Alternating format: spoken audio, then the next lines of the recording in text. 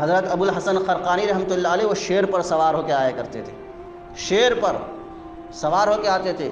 کسی نے پوچھا کہ آپ کو یہ مقام کیسے ملا؟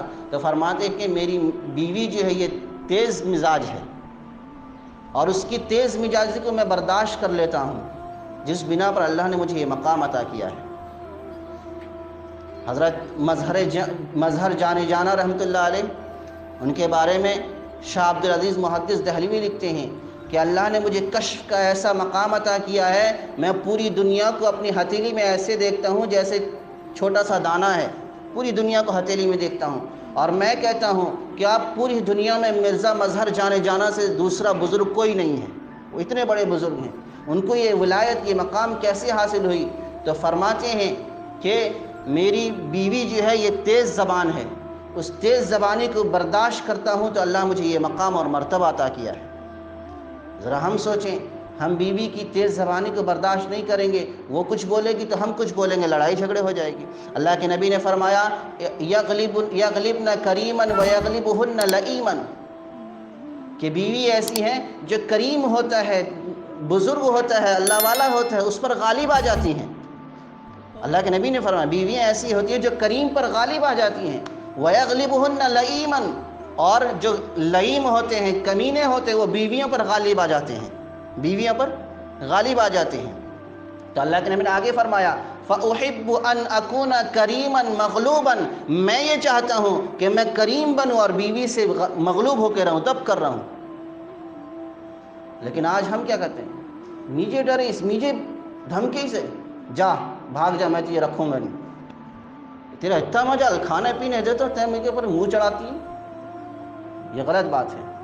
تو اللہ کے نبی نے فَأُحِبُّ أَنْ أَكُونَ كَرِيمًا مَغْلُوبًا، میں یہ چاہتا ہوں کہ میں کریم رہوں اور بیوی کے سامنے دب کے رہوں، اس سے مغلوب رہوں، اور وَلَا أُحِبُّ أَنْ أَكُونَ لَئِيمًا غَالِبًا، اور میں یہ نہیں پسند کرتا کہ میں لئیم کمینہ بن جاؤں اور بیوی اس پر چڑھ کے رہوں، بیوی پر غالب رہوں، ایسا نہیں ہے۔ تو اس لیے کریم وہ ہے جو بیوی پر دب کر رہے، بیوی پر مغلوب رہے۔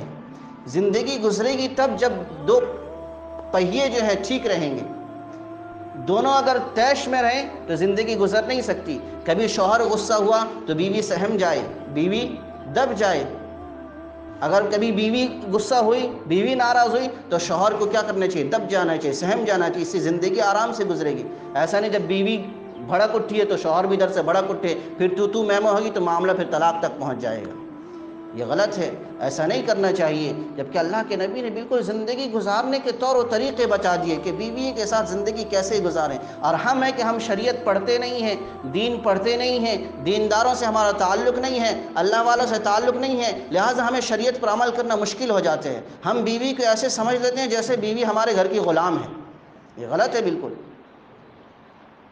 الرجال قوامون علی النساء، اللہ نے مردوں کو عورتوں پر حاکم بنایا ہے، اس کا مطلب ہے نہیں کہ ہم حکم چلاتے پھریں۔ بیوی صنف نازک ہے، بالکل ٹیڑھی پسلی سے بنی ہے، اگر اسے پورا سیدھا کرنا چاہو گے ٹوٹ جائے گی۔ اسی ٹیڑھی پسلی کے ساتھ، پیار و محبت کے ساتھ ہمیں اس سے کام لینا ہے۔ آپ اس کی جتنی تعریف کریں گے وہ اور اچھا کھانا بنائے گی اور اچھا بن سنور کے رہے گی، اگر آپ اس کی برائی کریں گے پھر وہ بالکل ختم۔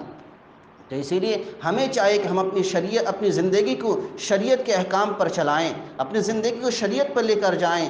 آج جو ہے نوجوان طبقہ جو ہے بالکل گناہوں میں ملوث رہتا ہے، باہر رہتا ہے، دور رہتا ہے بیوی سے، بیوی بریانی ہو تب بھی اسے پسند نہیں کرتا، کیوں؟ باہر جا کے جی بھر گیا ہے، وہ جاتا ہے دوسری اور لڑکیوں سے، دوسری عورتوں سے چیٹنگ کرتا ہے، آئی miss you, I love you کہہ کے دل بھر کے باہر آ جاتا ہے، بیوی یہاں گھر میں بریانی بن کے بیٹھی ہے تو اسے دیکھنا گوارا نہیں کرتا، اس سے محبت بڑھے گی نہیں بلکہ نفرت پیدا ہوگی اور گھر ٹوٹ جائے گا۔